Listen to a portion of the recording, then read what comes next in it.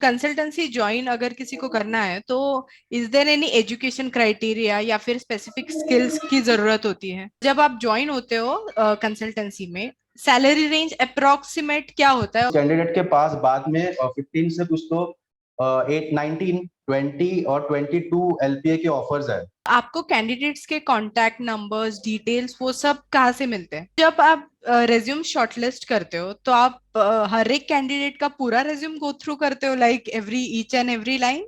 Welcome Rudresh, welcome to our channel. Hi तो मोहिनी। हाय। सो मैंने थोड़ा सा आपका इंट्रोडक्शन दे दिया है, तो आप एक्चुअल में कैसे काम करते हो कंसल्टेंसी में? आप अपना इंट्रोडक्शन थोड़ा दे दीजिए। ठीक है, तो मेरा नाम first of all as Mohini said Rudresh है। लास्ट 2 years से I am working as a senior IT recruiter, काम कर रहा हूँ in one of India's leading IT consultancy. So yeah it's out of Mumbai based. So yeah this was the introduction. So Rudresh, हम लोग consultancy से हमें call आते हैं, हमें पता है हाँ कंसल्टेंसी से कॉल आया है, बट हमें बैकग्राउंड में हमें कैसे लगता है कि कंसल्टेंसी है, पैसे लेंगे हमसे, जॉब देंगे, बट पैसे लेंगे हमसे, पेड रहते हैं। तो एक्चुअल में कंसल्टेंसी में काम कैसे चलता है?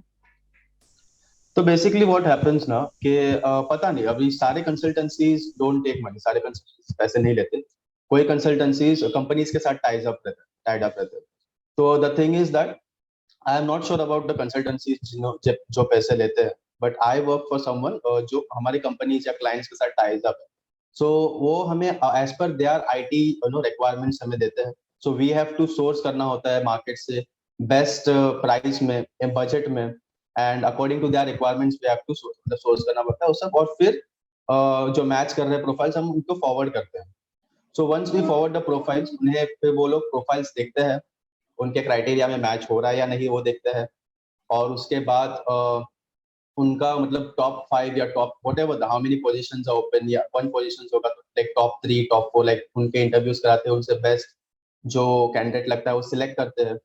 सो once the candidate has joined, एक बार ज्वाइन होने के बाद around 3 or 4 months whatever it is according to the clients, so it's a closure. After that closure होता है and the position is closed, and then we get the whatever it's been final, the amount or like that, whether if it's contractual, right, contractual or permanent दो रहते हैं positions. So accordingly every contractual अलग work करता है, permanent अलग work करता है। So it's as per the position and the role, like that. So actually So companies hire क्यों करती है कंसल्टेंसीज को?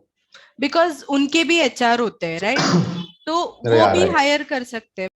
So see, अभी requirements it's not that easy, usually लोगों को लगता है कि एक बार रिक्वायरमेंट HR को दे दिया तो 2-4 कॉल करने के बाद कैंडिडेट मिल जाते हैं और फिर पोजीशंस क्लोज हो जाते हैं। तो it's not like that, it's the background is lot, बहुत कुछ होता है बैकग्राउंड में।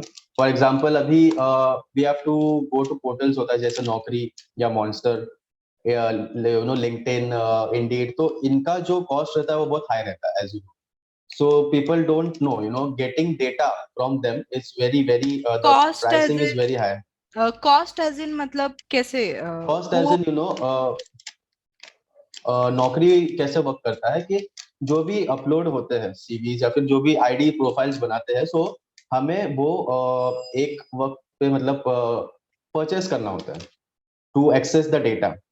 सो इट्स नॉट फ्रीली अवेलेबल हमें। तो that cost is no, usually लोगों को लगता है कि it's very less, but that is very costly. So वो कंपनीज को भी करना होता है। अगर कंपनीज डायरेक्ट रिक्रूटमेंट कर रहे हैं तो so it's not feasible I mean that much. पर apart from that, for example 10 profiles हमने फॉरवर्ड किए 10 कैंडिडेट्स के फॉर 5 पोजीशन या फिर 10 what ever it is, what is the ratio is. तो उसके बाद क्या होता है कि अगर कोई कैंडिडेट सिलेक्ट होता है तो आपको पता ही रहेगा नोटिस पीरियड 90 days या 60 days रहता है, राइट? सो वो 90 डेज सिलेक्ट होने के बाद, ऑफर लेटर रोल आउट होने के बाद उनसे कंटिन्यूस फॉलो अप करना या फिर उस कैंडिडेट को वार्म रखना या फिर कोई और ऑफर आया है क्या ये चेक करना। सो ऐसा नहीं होता है कि सिर्फ 1-2 पोजीशन से 1-2 कैंडिडेट्स रहते हैं, it's in hundreds. So that much HR उतने ये नहीं रहते उनके, उतना बैंडविड्थ या फिर ये नहीं रहता कि और एक टीम बिठा के ये सब करे बैकग्राउंड में। सो फॉर एग्जांपल कोई कैंडिडेट 60 डेज के बाद ऑल ऑफ अ सडन कोई ऑफर लेके बैकआउट हो जाता है। सो वापस से वो प्रोसीजर रहता है to source the candidate, call a lot of candidates. So उनके एचआर के पास भी बहुत कुछ वर्क रहता है. अगर रिक्रूटमेंट करना है तो they have to establish a new team और small team for that. So instead of going through all the process, they approach consultancies because we have everything set up. We specialize in that, so that saves उनका बहुत time भी बचता है, costing. So and yeah, so that is the reason they approach consultants. और फिर कभी कभी contractual रहते हैं, right? Contractual projects रहते हैं. So like take for example 1 year और फिर 6 months.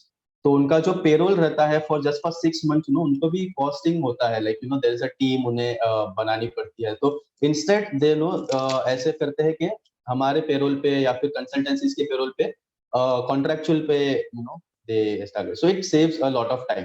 So that's So why, and money you also. suppose any candidate जो हायर हुआ है कंसल्टेंसी की पेरोल पे, तो उसमें आपका फायदा क्या होता है?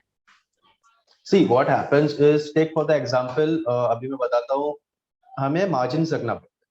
अभी कंसल्टेंट्स, सॉरी, कंपनीज जो रहते हैं वो, एग्जांपल दे रहा हूँ, 100 रुपीज हमें बजट देते हैं. जो मार्केट में अभी कैंडिडेट्स का जो रहता है ना available, for example Java developer ले लो या फिर डॉट नेट डेवलपर, कुछ भी टेस्टर या कुछ भी, तो मार्केट में अवेलेबल रहता है 95 रुपीज में candidates. So they give us a budget of like 100 rupees, इसमें क्लोज करना है. So our thing is that like हमें अगर प्रॉफिट निकालना है तो हमें 95 में नहीं लिखना पड़ता, like we have to search it for 80 rupees. तो वो जो मार्जिन रहता है, राइट, तो वो मार्जिन फिर that is profit. I am giving you like a rough figure. So that 20, but 95, to be honest, candidates जो रहते हैं 95 या 90s के बजट में रहते हैं मार्केट में या पोर्टल्स पे कहीं पे भी. So the challenge, finding it in 80 is very difficult. That is the reason, and it saves us a lot of cost as well. I mean, sorry, their time and everything is also, in that And also course. the skills also, right? The specific Skills, skills yeah, and yeah. So for example, कोई Java developer के साथ कभी कभी कोई मांग लेते हैं front end, और फिर बजट का भी इशू, तो उसमें हमें ही चैलेंजेस होता है कि we have to take it, go through the market, everything, make references, go through portals. Also portals में भी एक लिमिटेड नंबर्स रहते हैं, we can't just click everything and access all the data. So that is the reason. In that like the how no the bigger the margin, the more profit it is for us, like that for तो consultancies. ऐसे कभी हुआ है कि suppose companies ने आपको 100 rupees का budget दिया है, but candidate is itself he is like he is demanding for 100 rupees only, so आप ऐसे हाँ, अपना बहुत खुद का बार. घाटा कराते हो कि ऐसे हाँ, कैंडिडेट्स बहुत को आप बार. हायर करते हो? बहुत बार एक्चुअली. नहीं, hire as in we need to convince, हमें कन्विंस करना पड़ता है कैंडिडेट को कि बजट का इश्यूज होता है. And sometimes I mean our clients are very good, our clients are like understandable, but usually what happens is the project team जो रहती है वो 100 का बजट देती है. और एचआर जो रहते हैं, हमें जो रिक्वायरमेंट्स, मतलब मेरे कंसल्टेंसी में बहुत से कंसल्टेंसीज में देखा, एचआर जो रहते हैं वो कंसल्टेंसीज को बजट देते हैं 90 का. So they don't sometimes it happens. तो हमें अभी चैलेंज रहता है कि 100 या फिर 90 का कैंडिडेट हमें 70 80 इसमें ढूंढना, 70 75 टेक द मार्जिन, और else there is no profit. So yeah, these are the challenges, and many a times the budget, मतलब कैंडिडेट्स के बहुत हाई रहता है, लाइक 100 110. सो उसमें भी कैंडिडेट को कन्विंस करना, या फिर हमें ऑल्टरनेट कैंडिडेट ढूंढना पड़ता है, या फिर और and else very rare nowadays situation. Nowadays IT में डिमांड भी इतना है कैंडिडेट्स को लेके और स्किल्स हम्म. के लिए, तो it's very difficult to hmm. Hire a right candidate. I know, yeah. As a senior IT recruiter, वो आपके रोल्स एंड रिस्पॉन्सिबिलिटीज क्या है? आपका काम क्या होता है? तो हमें रिक्वायरमेंट्स फ्लैश करते हैं, लाइक फॉर एग्जांपल अभी जावा डेवलपर है, requirement is burning requirement, like हमें क्लोज करना है एज सुन एज पॉसिबल. तो वो रिक्वायरमेंट्स लेना, फिर जैसे रिक्वायरमेंट्स विद द पोजीशन को सब क्राइटेरिया देख के, फिर we have to go to portals, we have to go to LinkedIn और Naukri. Usually prefer Naukri, LinkedIn, like that, to get the candidates. फिर उन्हें कॉल करना, उनका डेटा एक्सेस, उनको कॉल करके उनके सब रिक्वायरमेंट, मतलब सीटीसी, नोटिस पीरियड, ये सब मैच करना. और जितने प्रोफाइल्स चाहिए, लाइक 5 प्रोफाइल्स है तो लाइक 5 पोजीशंस ओपन है तो 10 प्रोफाइल सबमिट करना है, या 15 एज पर द क्लाइंट्स. तो वो है roles and responsibility. So by the end of the day we have to suffice ज्यादा से ज्यादा रिक्वायरमेंट्स पे प्रोफाइल्स या फिर कैंडिडेट्स, गुड प्रोफाइल्स देना. वो है, that is the roles and responsibilities as a senior IT recruiter और junior IT recruiter, whatever. Yeah. So आपको कैंडिडेट्स के कॉन्टैक्ट नंबर्स, डिटेल्स, वो सब कहाँ से मिलते हैं? मैनी सोर्सेज है, बहुत सोर्सेज है। फर्स्ट प्रायोरिटी तो हम पोर्टल्स को देते हैं, नौकरी या फिर इंडीड, मॉन्स्टर। नौकरी और मॉन्स्टर तो डोमेस्टिक इंडिया के लिए बहुत लाइव है, बहुत ही अच्छा है। और डिपेंड्स ऑन पोजीशन, अभी कोई मैनेजर का पोजीशन रहेगा तो भी नो गो टू लिंक्डइन, या फिर सीनियर पोजीशन, या फिर ये पोर्टल्स रहते हैं, या फिर रेफरेंसिंग, जो कैंडिडेट्स पहले हम ज्वाइन करवाते हैं तो उनके भी फ्रेंड्स रहते हैं, तो वी आस्क अगर आपके कोई फ्रेंड्स है। सोशल मीडिया, यहाँ पे हम पोस्टिंग करते हैं तो कैंडिडेट सामने से अप्लाई करते हैं। तो या ये सब पोर्टल्स, यहाँ से हमें डेटा कलेक्ट करना है, हमें अपना डेटाबेस भी बनाना होता है। फॉर एग्जाम्पल अभी 1-1.5 साल बाद एक कैंडिडेट ज्वाइन होगा, उसके 1-1.5 साल बाद वापस हम देखते हैं अगर वो कैंडिडेट ज्वाइन करना चाहता है, कोई और कंपनी में स्विच कर रहा है, या फिर लुकिंग फॉर अनदर अपॉर्चुनिटी। सो वैसा होता है वो बेसिकली। ओके। सो आपके पास सारा डेटा होता है, मतलब जितने भी कैंडिडेट्स आपने रिक्रूट करवाए हैं सबका सारा डेटा डेटा आप? रखना पड़ता ओके। है, हाँ। Like very thousands fantastic. में रहता है वो, तो बेसिकली हंड्रेड्स एंड थाउजेंड्स में रहता है, बट इट्स ओके। एक्चुअली वो हमारा ही फायदा होता है, अगर नहीं मिल रहा है क्रिटिकल पोजीशन तो डेटा में से कोई कैंडिडेट पुराना या फिर कभी स्विच देख रहा है, तो कैंडिडेट्स के पास भी हमारे नंबर्स रहते हैं, वो भी बीच बीच में काफी हेल्प कर देते हैं। ओके। सो जब आप रेज्यूम शॉर्टलिस्ट करते हो तो आप हर एक कैंडिडेट का पूरा रेज्यूम गो थ्रू करते हो, like every each and every line? कैसे हाँ, एक ईच एंड एवरी लाइन नहीं, पर पूरा रेज्यूम, 90% रेज्यूम तो हम देखते हैं, क्योंकि बेसिकली क्लाइंट्स के रिक्वायरमेंट मैच करने होते हैं। अभी फॉर एग्जांपल कोई कोई कैंडिडेट्स कैसे होते हैं ना, वो लोग सिर्फ टेक्निकल स्किल्स डाल देते हैं। वो फॉर एग्जांपल मैं टेस्टिंग कर रहा हूँ या फिर database admin, Java developer, technical skills में डालते हैं और फिर कुछ डालते नहीं। तो रोल्स एंड रिस्पॉन्सिबिलिटीज हमें देखना पड़ता है कि उसने ये स्किल कितने साल तक किया है। जावा डेवलपमेंट सिर्फ टेक्निकल स्किल्स डालने से नहीं समझ में आता है कि कितने साल तक किया है। फॉर एग्जाम्पल क्लाइंट मांग रहे हैं 4 to 5 years, 3 years like that, और इसने सिर्फ 2 years किया, तो it's difficult. So we have to go, मतलब उसके करियर जहाँ से स्टार्ट हो रहा है वहां से हम देखना शुरू करते हैं, and we have to no do it very quickly, because there is huge competition in that like that. So yeah पूरा सीवी देखना पड़ता है। आपने मतलब जब लाइक आपने कितने सालों से स्टार्ट किया है कंसल्टेंसी में काम मुझे करना? 2 साल हुए, मुझे 2 साल हुए कंसल्टेंसी अभी, more than 2 years, just completed 2 years to like that. तो आपने कैसे चूज किया, मतलब कि मुझे ये लाइन सी आई में आई करना वाज, है? मैं जब like final years, third year final में था, तो मेरे ही लाइक कजिन्स या फिर मेरी ही sister, they are in consultancies, working in consultancies. और the pressure and everything, I know about how they work before passing out, मुझे पहले से ही पता था। सो आई फेल्ट कि this is a good work to do, so that is the reason, nothing तो else. आपको कभी टेक्निकल साइड में जाना ही नहीं था?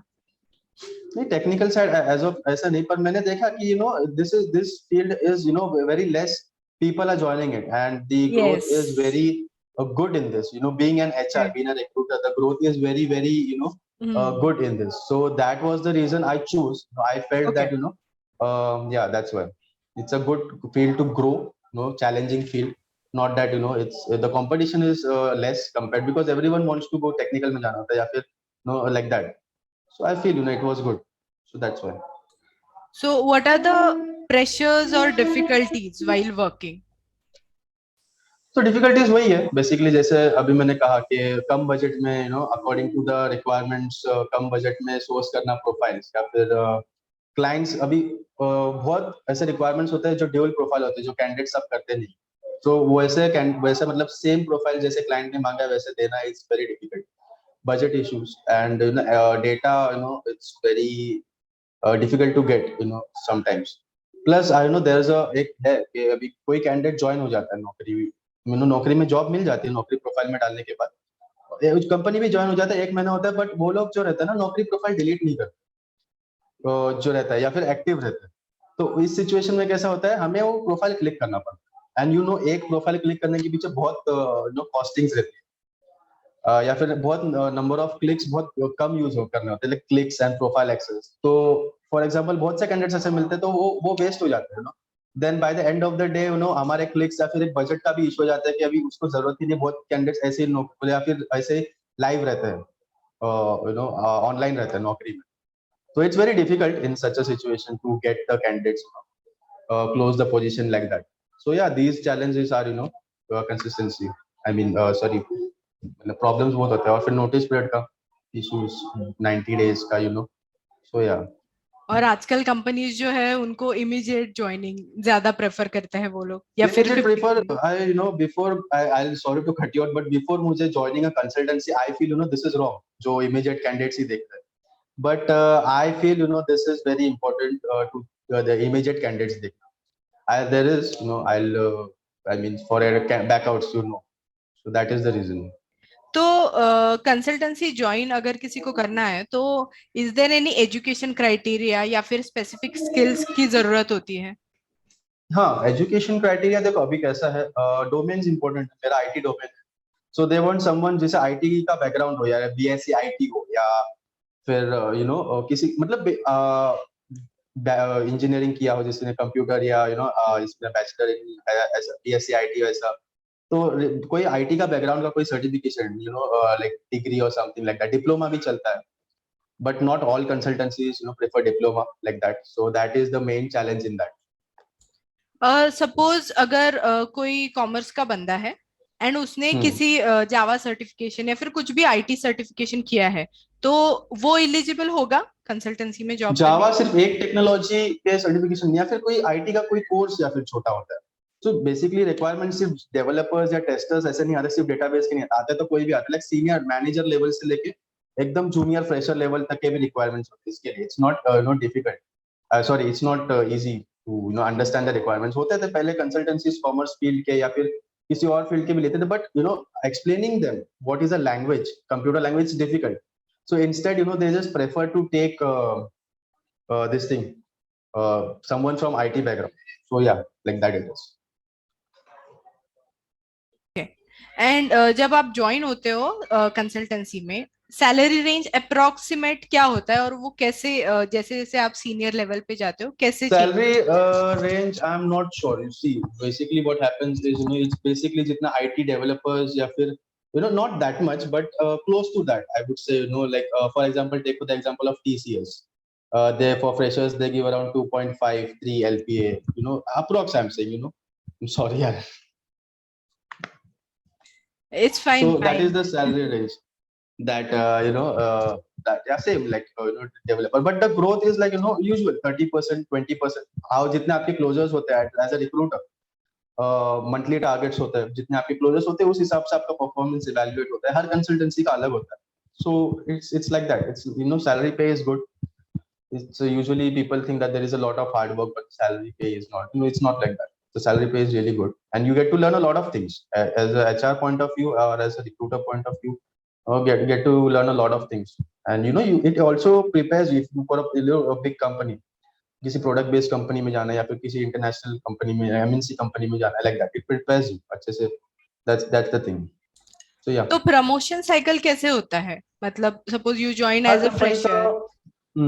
देखो हर कंपनी का अलग होता है. कोई कंपनी का आफ्टर 6 मंथ्स रहता है, और कोई कंपनी का आफ्टर 1 ईयर रहता है. टारगेट्स मीट होते हैं, जितने close we are from target, जितने कंसिस्टेंट रहते हैं, हम हर महीने का टारगेट मीट करते हैं, किसी एक महीने का नहीं होता, तो that is according to the companies loss, you know, कि आप इतना टारगेट मीट करो, तो पहले टारगेट का मतलब प्रमोशन का वो लोग साइकिल दे देते. आफ्टर इतने क्लोजर्स आपके 6 मंथ से ये इंक्रीमेंट होगा.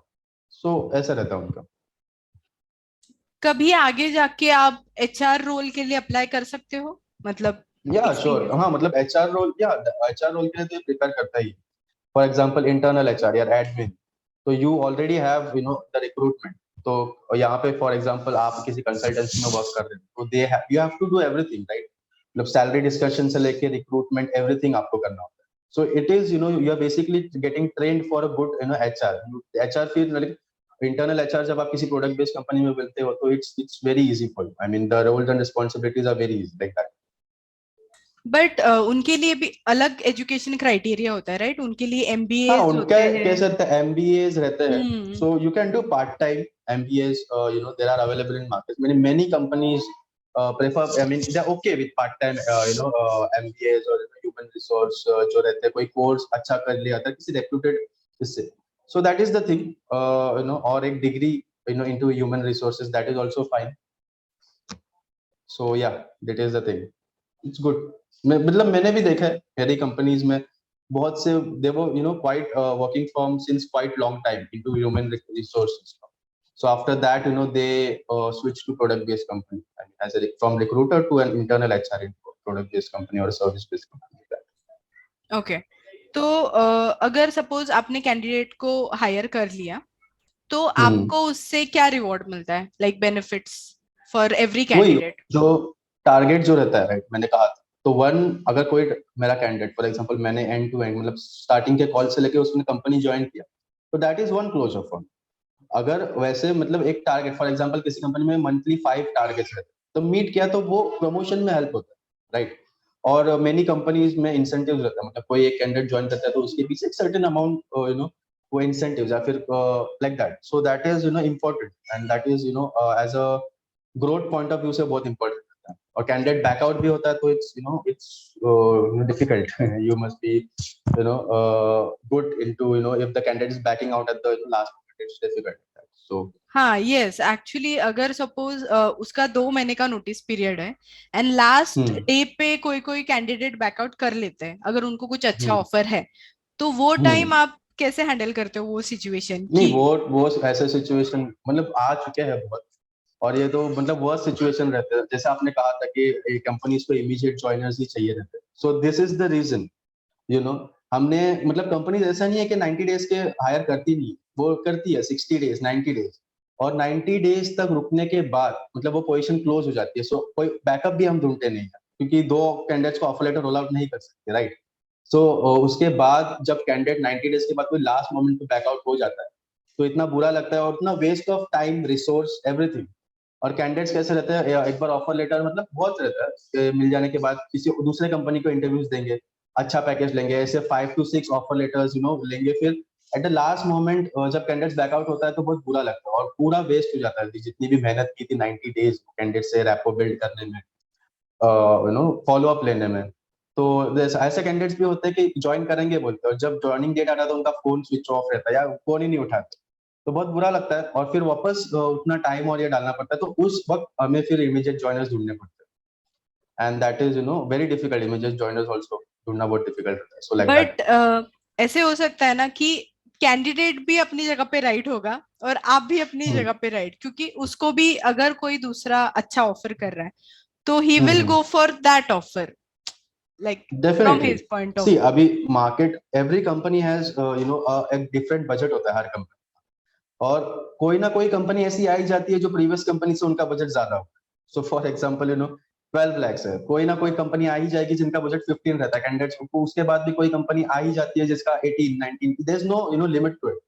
So at that time, it's difficult to candidate is also right. कोई better package के लिए जाएगा, but there is a thing known as commitment or anything.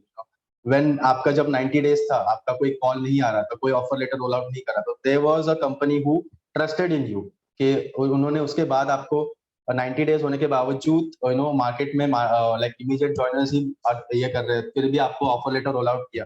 So there is a thing called trust as well, but like it's difficult, to get candidates who stay for 90 days and then join. I have also seen candidates, मैंने ऐसे candidates भी देखे हैं जो मतलब मेरे ही कुछ candidates थे जो 90 days सर्व किए उन्होंने। तो उन्होंने मैंने एक किस्सा है, मतलब उनको मैंने कुछ तो 15 LPA का कुछ पैकेज था एंड ही कमिटेड टू, उसने कहा कि मैं यही कंपनी ज्वाइन करूंगा, आप ऑफर लेटर रोल आउट करो।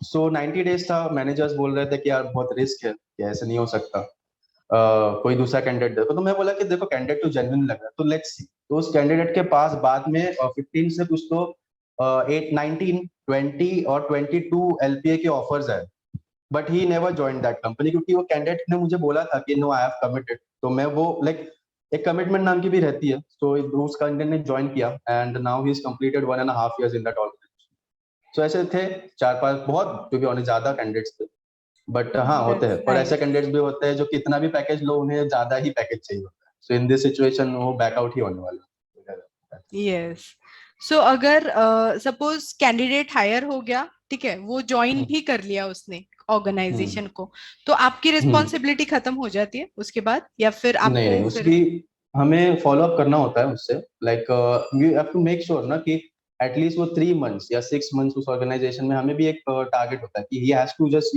यू जस्ट कांट सिर्फ ज्वाइन करके बात खत्म नहीं होती है। तो हमें भी फॉलोअप लेना होता है कि वो कर रहा है, उसका परफॉर्मेंस अच्छा है। That is the different technical panel का मतलब ये रहता है। बट हाँ, 6 मंथ्स तक तो देखना पड़ता है कि ही इज डूइंग वेल, क्योंकि पोजीशन उनका भी ट्रस्ट रहता है कंपनीज का कि यार कोई भी कैंडिडेट ज्वाइन नहीं हो लाइक दैट।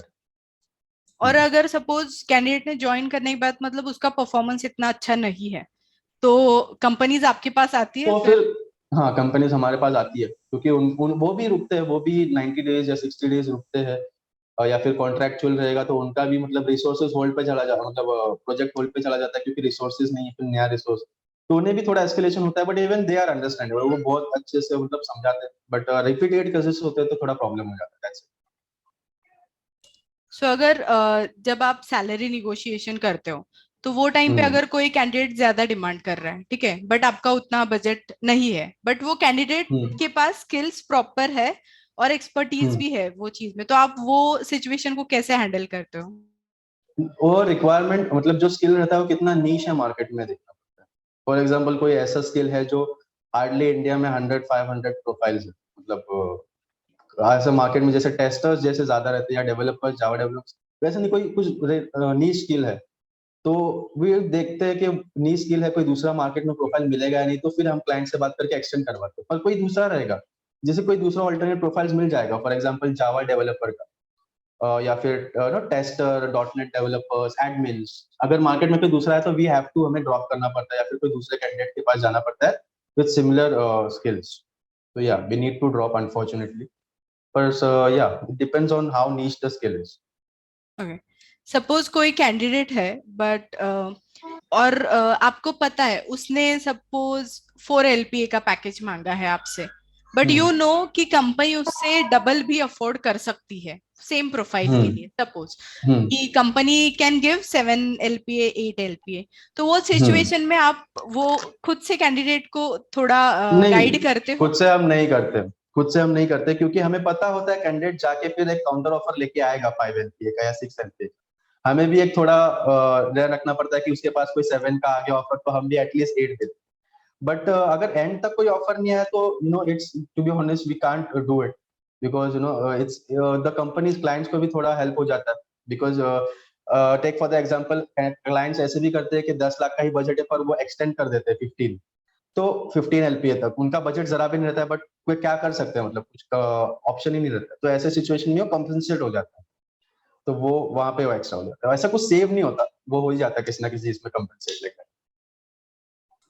तो ये ओके, ये तो हो गई जॉब की बातें, प्रोफेशंस की बातें, बट हम्म। ये काम करते समय मतलब आपको छुट्टियां कब होती है? लाइक सैटरडे संडे ऑफ होता है या फिर संडे ऑफ नहीं, होता है? Saturday, C what happens is support तो 24/7 ही देना पड़ता है।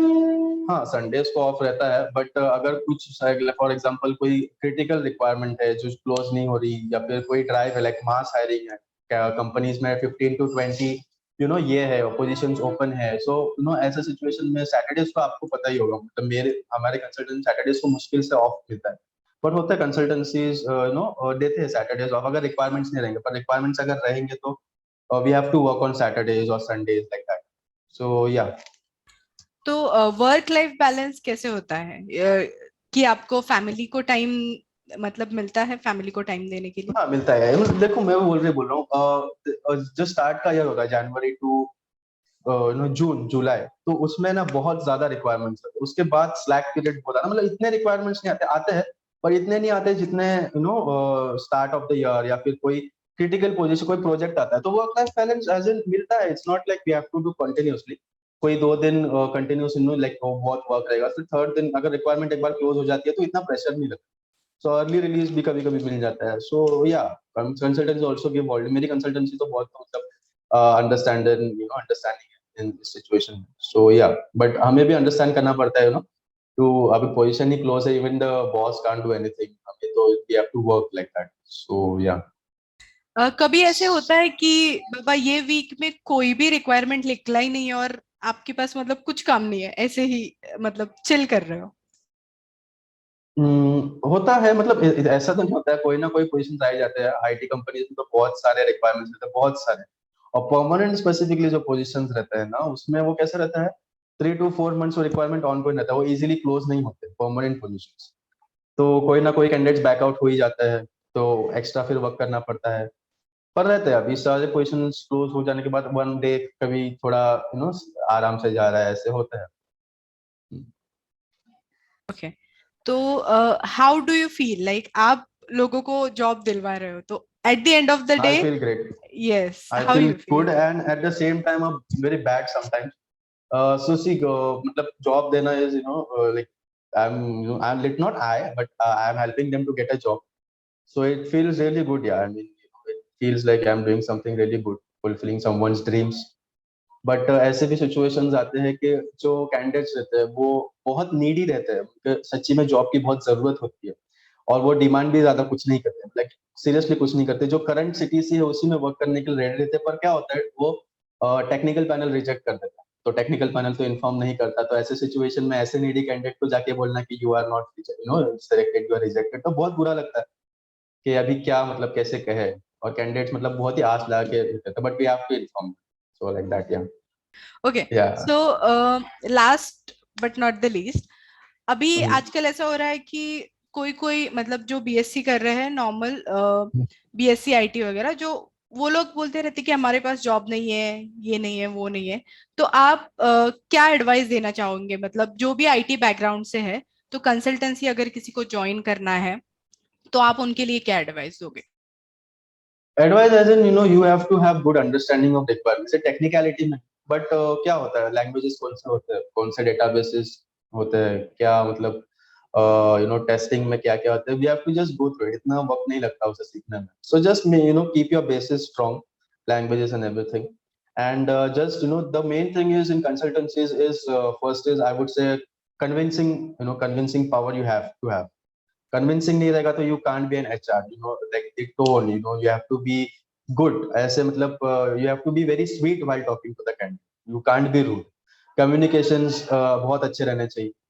For example you have to have good communications, you will be talking with so many people, so if you are very rude or you are not good, as a communication is not good, you won't be able to be a good HR.